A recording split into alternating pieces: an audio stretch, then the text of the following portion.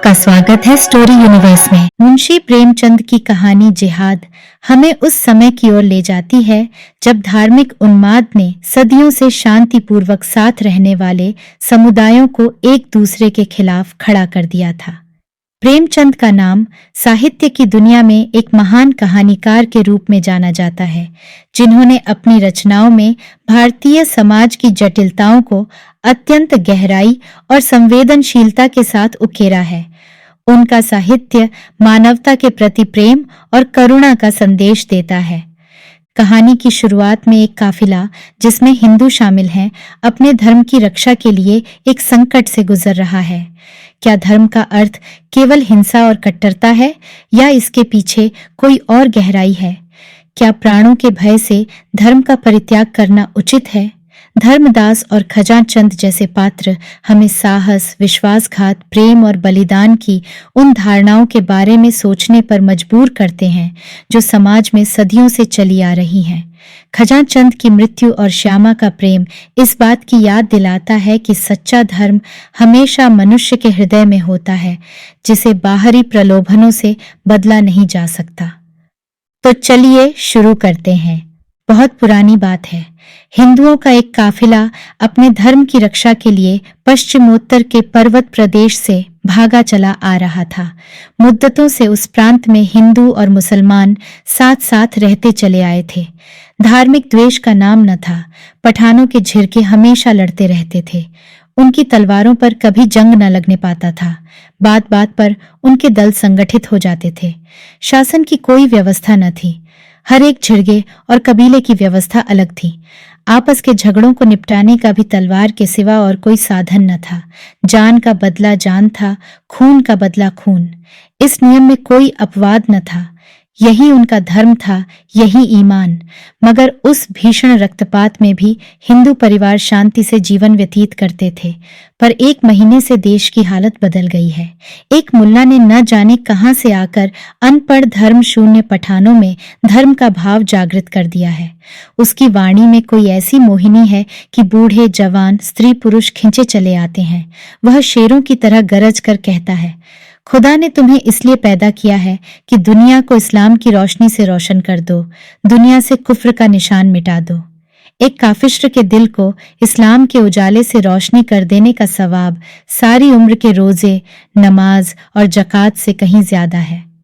जन्नत की हूरें तुम्हारी बलाएं लेंगी और फरिश्ते तुम्हारे कदमों की खाक माथे पर मलेंगे। खुदा तुम्हारी पेशानी पर बोसे देगा। और सारी जनता यह आवाज सुनकर मजहब के नारों से मतवाली हो जाती है। उसी धार्मिक उत्तेजना ने कुफ्र और इस्लाम का भेद उत्पन्न कर दिया है। प्रत्येक पठान जन्नत का सुख भोगने के लिए अधीर हो उठा है। उन्हीं हिंदुओं पर जो सदियों से शांति के साथ रहते थे, हमले होने लगे हैं। कहीं उनके मंदिर ढाए जाते हैं, कहीं उनके देवताओं को गालियां दी जाती हैं, कहीं उन्हें जबरदस्ती इस्लाम की दीक्षा दी जाती है। हिंदू संख्या में कम हैं, असंगठित हैं, बिखरे हुए हैं। इस नई परिस्थिति के लिए बिल्कुल तैयार नहीं। उनके हाथ पांव फूले हुए हैं। कितने ही तो अपनी जमा जत्था छोड़कर भाग खड़े हुए हैं। कुछ इस आंधी के शांत हो जाने का अवसर देख रहे हैं। यह काफिला भी उन्हीं भागने वालों में था। दोपहर का समय था। आसमान से आग बरस रही थी। पहाड़ों से ज्वाला सी निकल रही थी। वृक्ष का कहीं नाम न था। ये लोग राजपथ से हटे हुए पेचीदा औघट रास्तों से चले आ रहे थे। पग पग पर पकड़ लिए जाने का खटका लगा हुआ था। यहाँ तक कि भूख, प्यास और ताप से विकल होकर अंत को लोग एक उभरी हुई शिला की छाह में विश्राम करने लगे। सहसा कुछ दूर पर एक कुआं नजर आया। वहीं डेरे डाल दिए। भय लगा हुआ था कि जिहादियों का कोई दल पीछे से न आ रहा हो। दो युवकों ने बंदूक भरकर कंधे पर रखी और चारों तरफ गश्त करने लगे। बूढ़े कंबल बिछाकर कमर सीधी करने लगे। स्त्रियां बालकों को गोद से उतारकर माथे का पसीना पोंछने और बिखरे हुए केशों को संभालने लगीं। सभी के चेहरे मुरझाए हुए थे। सभी चिंता और भय से त्रास्त हो रहे थे। यहाँ तक कि बच्चे जोर से न रोते थे। दोनों युवकों में एक लंबा, गठीला रूपवान है। उसकी आंखों से अभिमान की रेखाएं सी निकल रही है, मानो वह अपने सामने किसी की हकीकत नहीं समझता, मानो उसकी एक एक गत पर आकाश के देवता जय घोष कर रहे हैं। दूसरा कद का दुबला पतला रूपहीन सा आदमी है, जिसके चेहरे से दीनता झलक रही है, मानो उसके लिए संसार में कोई आशा नहीं, मानो वह दीपक की भांति रो रो कर जीवन व्यतीत करने ही के लिए बनाया गया है। उसका नाम धर्मदास है, इसका खजानचंद। धर्मदास ने बंदूक को जमीन पर टिकाकर एक चट्टान पर बैठते हुए कहा, तुमने अपने लिए क्या सोचा? कोई लाख सवा लाख की संपत्ति रही होगी तुम्हारी? खजानचंद ने उदासीन भाव से उत्तर दिया, लाख सवा लाख की तो नहीं, हाँ 50-60 हजार तो नकद ही थे। तो अब क्या करोगे? जो कुछ सिर पर आएगा झेलूंगा। रावलपिंडी में 2-4 संबंधी हैं, शायद कुछ मदद करें। तुमने क्या सोचा है? मुझे क्या गम, अपने दोनों हाथ अपने साथ हैं। वहां इन्हीं का सहारा था, आगे भी इन्हीं का सहारा है। आज और कुशल से बीत जाए तो फिर कोई भय नहीं। मैं तो मना रहा हूं कि एकाध शिकार मिल जाए, 1 दर्जन भी आ जाए तो भून कर रख दूं। इतने में चट्टानों के नीचे से एक युवती हाथ में लोटा डोर लिए निकली और सामने कुएं की ओर चली। प्रभात की सुनहरी मधुर अरुणिमा मूर्तिमान हो गई थी। दोनों युवक उसकी ओर बढ़े, लेकिन खजानचंद तो 2-4 कदम चलकर रुक गया। धर्मदास ने युवती के हाथ से लोटा डोर ले लिया और खजानचंद की ओर सगर्व नेत्रों से ताकता हुआ कुएं की ओर चला। खजानचंद ने फिर बंदूक संभाली और अपनी झेप मिटाने के लिए आकाश की ओर ताकने लगा। इसी तरह कितनी ही बार धर्मदास के हाथों पराजित हो चुका था। शायद उसे इसका अभ्यास हो गया था। अब इसमें लेशमात्र भी संदेह न था कि श्यामा का प्रेम पात्रा धर्मदास है। खजानचंद की सारी संपत्ति धर्मदास के रूप वैभव के आगे तुच्छ थी। परोक्ष ही नहीं, प्रत्यक्ष रूप से भी श्यामा कई बार खजानचंद को हताश कर चुकी थी, पर वह अभागा निराश होकर भी न जाने क्यों उस पर प्राण देता था। तीनों एक ही बस्ती के रहने वाले थे। श्यामा के माता पिता पहले ही मर चुके थे। उसकी बुआ ने उसका पालन पोषण किया था। अब भी वह बुआ ही के साथ रहती थी।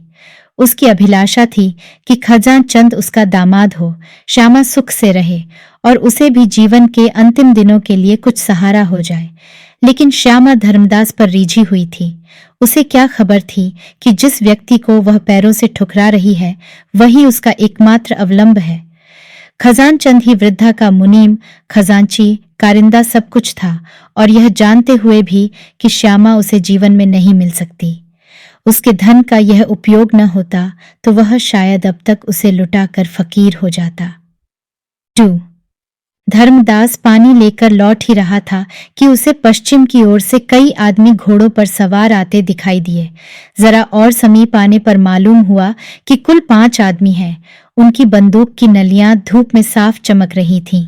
धर्मदास पानी लिए हुए दौड़ा कि कहीं रास्ते ही में सवार उसे न पकड़ लें, लेकिन कंधे पर बंदूक और एक हाथ में लोटा डोर लिए वह बहुत तेज न दौड़ सकता था। फासला 200 गज से कम न था। रास्ते में पत्थरों के ढेर टूटे फूटे पड़े हुए थे। भय होता था कि कहीं ठोकर न लग जाए, कहीं पैर न फिसल जाए।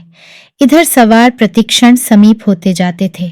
अरबी घोड़ों से उसका मुकाबला ही क्या, उस पर मंजिलों का धावा हुआ।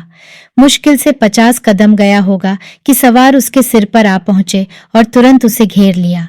धर्मदास बड़ा साहसी था, पर मृत्यु को सामने खड़ी देखकर उसकी आंखों में अंधेरा छा गया। उसके हाथ से बंदूक छूटकर गिर पड़ी।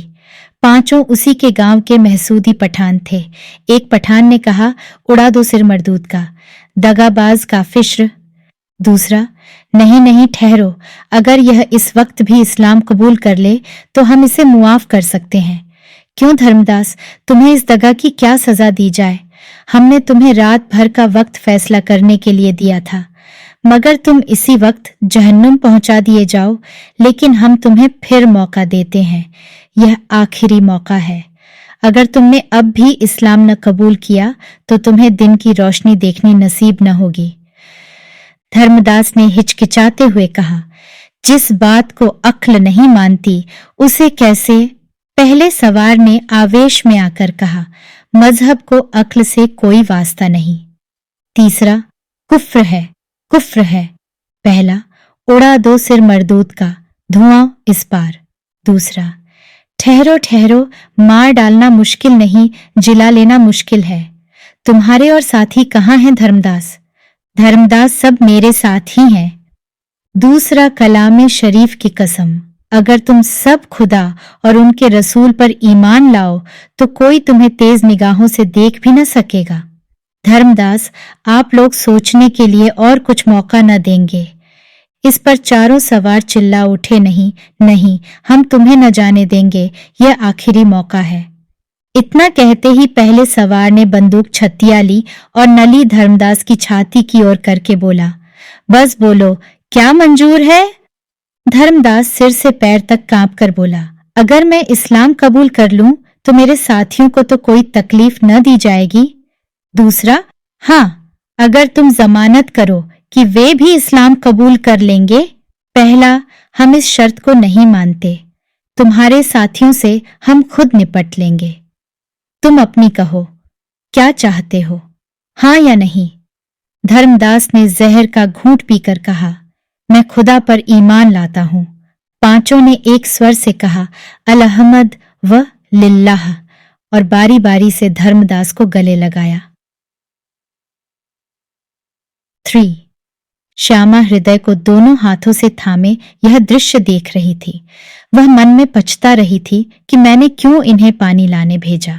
अगर मालूम होता कि विधि यूं धोखा देगा तो मैं प्यासों मर जाती, पर इन्हें न जाने देती। श्यामा से कुछ दूर खजानचंद भी खड़ा था। श्यामा ने उसकी ओर क्षुब्ध नेत्रों से देखकर कहा, अब इनकी जान बचती नहीं मालूम होती। खजानचंद बंदूक भी हाथ से छूट पड़ी है। श्यामा न जाने क्या बातें हो रही हैं। अरे गजब, दुष्ट ने उनकी ओर बंदूक तानी है। खजा, जरा और समीप आ जाई तो मैं बंदूक चलाऊं। इतनी दूर की मार इसमें नहीं है। श्यामा, अरे देखो, वे सब धर्मदास को गले लगा रहे हैं। यह माजरा क्या है? खजा, कुछ समझ में नहीं आता। श्यामा, कहीं इसने कलमा तो नहीं पढ़ लिया? खजा, नहीं, ऐसा क्या होगा? धर्मदास से मुझे ऐसी आशा नहीं है।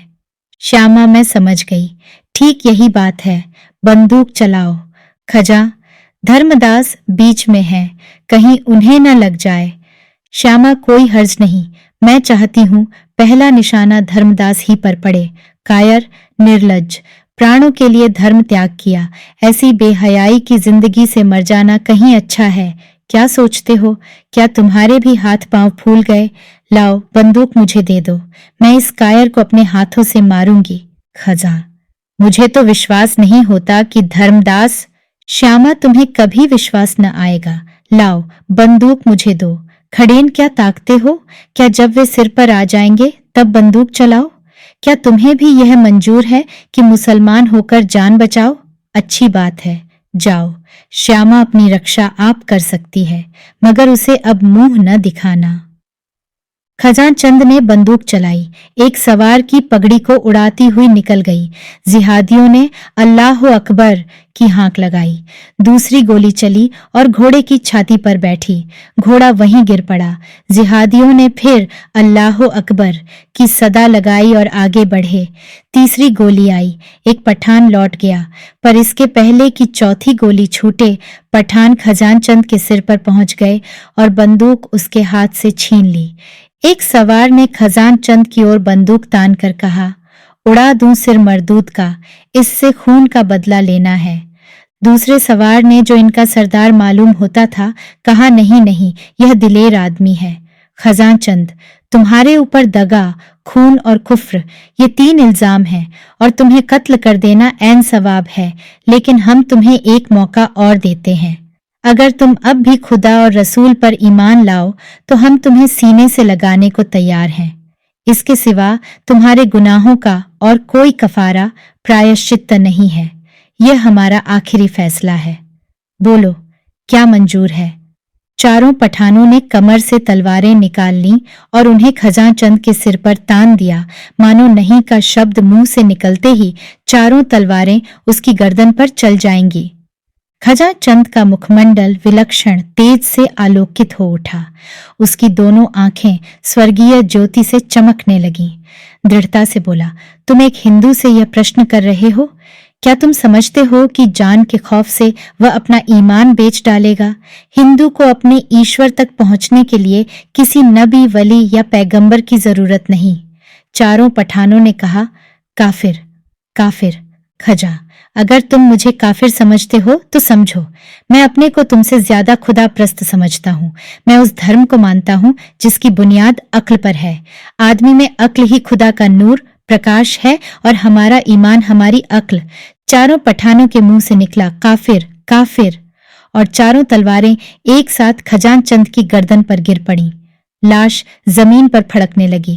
धर्मदास सिर झुकाए खड़ा रहा। वह दिल में खुश था कि अब खजान चंद की सारी संपत्ति उसके हाथ लगेगी और वह श्यामा के साथ सुख से रहेगा। पर विधाता को कुछ और ही मंजूर था। श्यामा अब तक मरमाहत सी खड़ी यह दृश्य देख रही थी। जो ही खजान चंद की लाश जमीन पर गिरी, वह झपटकर लाश के पास आई और उसे गोद में लेकर आंचल से रक्त प्रवाह को रोकने की चेष्टा करने लगी। उसके सारे कपड़े खून से तर हो गए।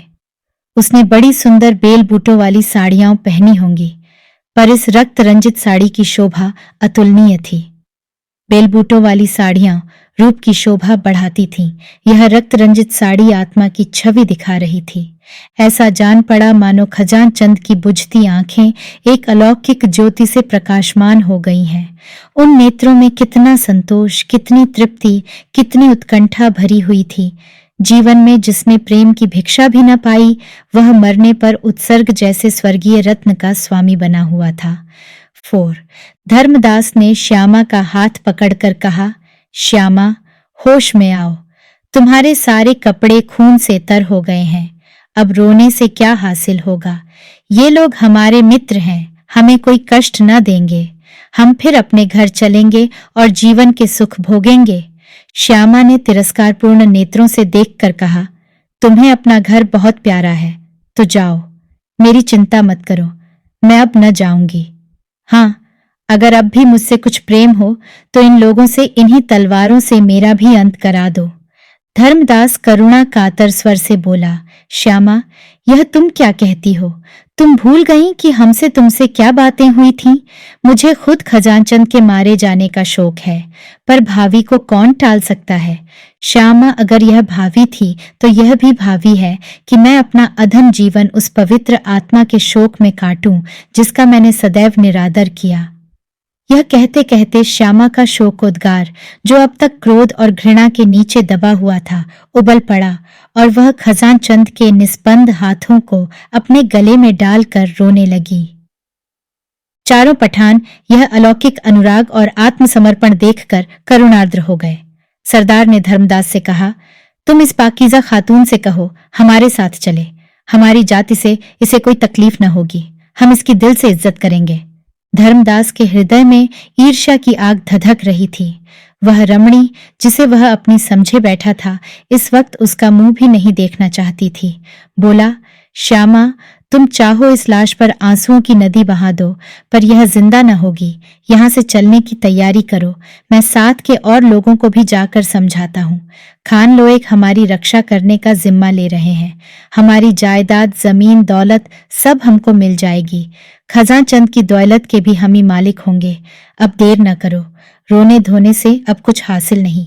श्यामा ने धर्मदास को आग्नेय नेत्रों से देखकर कहा, और इस वापसी की कीमत क्या देनी होगी? वही जो तुमने दी है। धर्मदास यह व्यंग्य न समझ सका। बोला, मैंने तो कोई कीमत नहीं दी, मेरे पास था ही क्या? श्यामा, ऐसा न कहो। तुम्हारे पास वह खजाना था जो तुम्हें आज कई लाख वर्ष हुए आर्षियों ने प्रदान किया था, जिसकी रक्षा रघु और मनु, राम और कृष्ण, बुद्ध और शंकर, शिवाजी और गोविंद सिंह ने की थी। उस अमूल्य भंडार को आज तुमने तुच्छ प्राणों के लिए खो दिया। इन पांवों पर लौटना तुम्हें मुबारक हो। तुम शौक से जाओ। जिन तलवारों ने वीर खजान चंद के जीवन का अंत किया, उन्होंने मेरे प्रेम का भी फैसला कर दिया। जीवन में इस वीरात्मा का मैंने जो निरादर और अपमान किया, इसके साथ जो उदासीनता दिखाई, उसका अब मरने के बाद प्रायश्चित्त करूंगी। यह धर्म पर मरने वाला वीर था, धर्म को बेचने वाला कायर नहीं। अगर तुम में अब भी कुछ शर्म और हया है तो इसका क्रियाकर्म करने में मेरी मदद करो, और यदि तुम्हारे स्वामियों को यह भी पसंद न हो तो रहने दो, मैं सब कुछ कर लूंगी। पठानों के हृदय दर्द से तड़प उठे। धर्मांधता का प्रकोप शांत हो गया। देखते देखते वहां लकड़ियों का ढेर लग गया। धर्मदास ग्लानि से सिर झुकाए बैठा था और चारों पठान लकड़ियां काट रहे थे। चिता तैयार हुई और जिन निर्दय हाथों ने खजाचंद की जान ली थी उन्हीं ने उसके शव को चिता पर रखा। ज्वाला प्रचंड हुई। अग्निदेव अपने अग्निमुख से उस धर्मवीर का यश गा रहे थे। पठानों ने खजानचंद की सारी जंगम संपत्ति लाकर श्यामा को दे दी। श्यामा ने वहीं पर एक छोटा सा मकान बनवाया और वीर खजानचंद की उपासना में जीवन के दिन काटने लगी। उसकी वृद्धा बुआ तो उसके साथ रह गई और सब लोग पठानों के साथ लौट गए, क्योंकि अब मुसलमान होने की शर्त न थी। खजाचंद के बलिदान ने धर्म के भूत को परास्त कर दिया, मगर धर्मदास को पठानों ने इस्लाम की दीक्षा लेने पर मजबूर किया। एक दिन नियत किया गया। मस्जिद में मुल्लाओं का मेला लगा और लोग धर्मदास को उसके घर से बुलाने आए, पर उसका वहां पता न था। चारों तरफ तलाश हुई, कहीं निशान न मिला। साल भर गुजर गया। संध्या का समय था। श्यामा अपने झोंपड़े के सामने बैठी भविष्य की मधुर कल्पनाओं में मग्न थी। अतीत उसके लिए दुख से भरा हुआ था। वर्तमान केवल एक निराशामय स्वप्न था। सारी अभिलाषाएं भविष्य पर अवलंबित थीं, और भविष्य भी वह जिसका इस जीवन से कोई संबंध न था। आकाश पर लालिमा छाई हुई थी। सामने की पर्वतमाला स्वर्णमयी शांति के आवरण से ढकी हुई थी। वृक्षों की कांपती हुई पत्तियों से सरसराहट की आवाज निकल रही थी, मानो कोई वियोगी आत्मा पत्तियों पर बैठी हुई सिसकियां भर रही हो।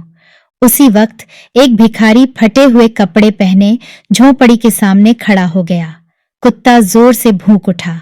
श्यामा ने चौंक कर देखा और चिल्ला उठी, धर्मदास। धर्मदास ने वहीं जमीन पर बैठते हुए कहा, हाँ श्यामा, मैं अभागा धर्मदास ही हूँ। साल भर से मारा मारा फिर रहा हूँ। मुझे खोज निकालने के लिए इनाम रख दिया गया है। सारा प्रांत मेरे पीछे पड़ा हुआ है। इस जीवन से अब ऊब उठा हूँ, पर मौत भी नहीं आती। धर्मदास एक क्षण के लिए चुप हो गया, फिर बोला, क्यों श्यामा, क्या अभी तुम्हारा हृदय मेरी तरफ से साफ नहीं हुआ? तुमने मेरा अपराध क्षमा नहीं किया? श्यामा ने उदासीन भाव से कहा, मैं तुम्हारा मतलब नहीं समझी। मैं अब भी हिंदू हूं। मैंने इस्लाम नहीं कबूल किया है। जानती हूं। यह जानकर भी तुम्हें मुझ पर दया नहीं आती। श्यामा ने कठोर नेत्रों से देखा और उत्तेजित होकर बोली, तुम्हें अपने मुंह से ऐसी बातें निकालते शर्म नहीं आती? मैं उस धर्मवीर की ब्याहता हूं जिसने हिंदू जाति का मुख उज्जवल किया है। तुम समझते हो कि वह मर गया। यह तुम्हारा भ्रम है। वह अमर है। मैं इस समय भी उसे स्वर्ग में बैठा देख रही हूं। तुमने हिंदू जाति को कलंकित किया है। मेरे सामने से दूर हो जाओ। धर्मदास ने कुछ जवाब न दिया। चुपके से उठा, एक लंबी सांस ली और एक तरफ चल दिया। प्रातःकाल श्यामा पानी भरने जा रही थी, तब उसने रास्ते में एक लाश पड़ी हुई देखी। 2-4 गिद्ध उस पर मंडरा रहे थे। उसका हृदय धड़कने लगा। समीप जाकर देखा और पहचान गई, यह धर्मदास की लाश थी। आशा करते हैं कि यह कहानी आपको बहुत पसंद आई होगी। ऐसी और कहानियां सुनने के लिए जुड़े रहिए हमारे चैनल स्टोरी यूनिवर्स के साथ। धन्यवाद।